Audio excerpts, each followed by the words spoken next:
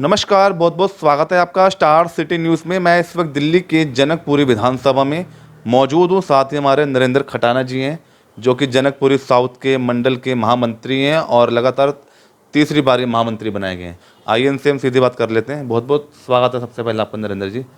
Sir, हमारे channel से जुड़ने के लिए आपका बहुत बहुत धन्यवाद। और सबसे पहले अपनी पूरी टीम को, पूरी जो आपको जो बनाया गया तीसरी बार महामंत्री, पूरी टीम को पहले क्या कहना चाहेंगे आप? नमस्कार।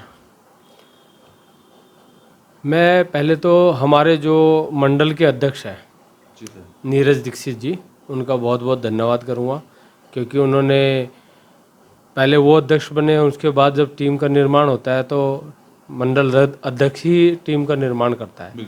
तो उन्होंने मुझे या मेरे कार्य मतलब देखा होगा कार्य, तभी उन्होंने मेरे को मंडल में महामंत्री का दायित्व दिया।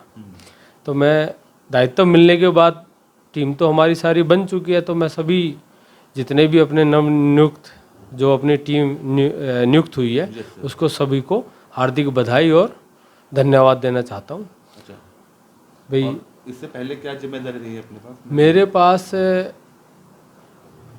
हमारे जो भाजपा के कार्यकाल के जो 2020 से मैं 2021 में क्या नाम है, जनवरी में मेरे को ओबीसी मोर्चे से पश्चिमी जिले में मतलब महामंत्री का दायित्व दिया ओबीसी मोर्चे में। उसके बाद 3 साल का कार्यकाल हमारा उसमें चला और बहुत बढ़िया तरीके से, जैसे भी मुझे नहीं पता, लेकिन मैंने को सिर्फ काम करने की वो है, तो मैं काम करता रहता हूँ। बताने वाले तो वो बाद में बताते हैं कि किसने क्या काम किया है, तो मुझे बताते थे लोग या बोलते थे भाई नरेंद्र खटाना जो है वो अपना काम सही समय पे जो भी दिया जाता है वो करता है। अच्छा। ऐसे लोग बोलते थे, सुनता था। उसके बाद मेरे को मंडल में मेन बॉडी में जो अपना जो मंडल है जनकपुरी साउथ, उसके अंदर फिर महामंत्री का दायित्व मिला। उस पहले भी उसमें नीरज दीक्षित जी जो हमारे मंडल अध्यक्ष थे, तो इस बार भी मंडल अध्यक्ष हमारे नीरज दीक्षित है। मुझे मंडल में मंडल अध्यक्ष के साथ मंडल का प्रतिनिधि भी बनाया पार्टी ने प्रतिनिधि बनाया। उसके बाद जो अब फिर दोबारा से रूपरेखा अभी 15-20 दिन महीने में हुई है, वो फिर महामंत्री का मुझे दायित्व दिया। तो मैं अपने मंडल अध्यक्ष और अपने शीर्ष नेतृत्व का धन्यवाद करना चाहता हूं कि मुझे जिम्मेदारी जो दी है, वो जो मुझे जिम्मेदारी दी है मैं उसको बेखूबी मतलब पार्टी के लिए हर तरीके से उसको सही मतलब हर सहयोग से करूँगा। अच्छा नरेंद्र जी, आप राजनीति में तो लगभग आप जुड़े हैं, और आपका जो राजनीतिक जो शुरुआत हुआ कैसे और कैसे आना हुआ इस राजनीति में? भाई साहब, मेरा कहने का मतलब ये है कि मैं राजनीति क्या, मेरा जो परिवार है, जो हमारा परिवार है वो राजनीति में नहीं था। अच्छा। ना हमारे परिवार ना हमारे रिश्तेदार, सिर्फ मैं डेयरी का हमारी डेयरी शॉप है, उसका जो कार्य मैं संभालता हूँ। पिछले हमारे जो परिवार की जो है 50 साल से यहाँ डेयरी है, यहाँ पे वीरेंद्र नगर के अंदर राज डेयरी के नाम से। तो उस कार्य को मैं जब से मेरे फादर जो और मेरे चाचा जी वगैरह देखते थे, तो हम उस डेयरी पे 2001 में शुरुआत की मुझे आने की, क्योंकि उस समय मेरे फादर एक्सपायर हो गए तो मुझे यहाँ आना पड़ा। तो उसी दौरान हम यहाँ पे आके अपना कार्यभार संभाला। तो सबसे मिलते जुलते हैं, लाखों मतलब लोग यहाँ रहते हैं वीरेंद्र नगर शिवनगर में, सब मिला के कहने का मतलब तो हमारी सबसे राम रहीम है।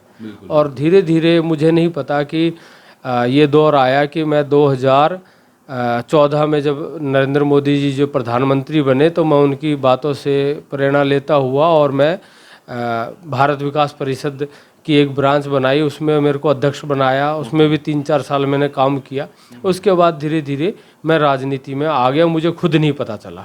और जैसे ही मैं आया, आने के बाद मुझे जो है टीम में ओबीसी मोर्चे से महामंत्री नियुक्त कर दिया पश्चिमी जिले में। मैंने वहाँ अभी आपके सामने ये बात पहले भी बताई, तो ये सारी बातें। और अब धीरे धीरे जो है मैं मंडल में महामंत्री हूँ फिलहाल। अच्छा, अब जनकपुरी विधानसभा को लेकर हम सर बात करेंगे। आशीष सूद जी विधायक हैं, कैबिनेट मंत्री भी हैं और कई जिम्मेदारी है उनके पास।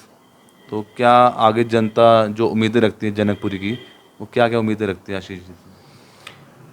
देखिए जी, आशीष सूद जी यहाँ के विधायक तो हैं ही हैं, और उनके ऊपर अब जो जिम्मेदारी जो दिल्ली की जनता ने या हमारी जो जनकपुरी विधानसभा की जो जनता ने उनको चुन के विश्वास जता के भेजा कि भाई आपको हम भेजते, हमारे ये कार्य है।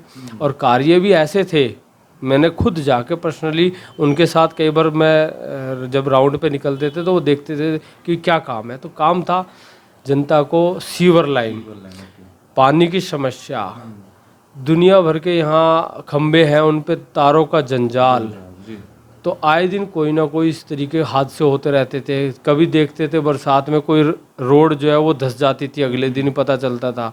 इस तरीके की बहुत ज़्यादा परेशानियाँ थी, और कूड़े की भी परेशानियाँ। यहाँ जनकपुरी जो है हमारे रोड से जब जाते थे तो बहुत कूड़े का ढेर लगा रहता था।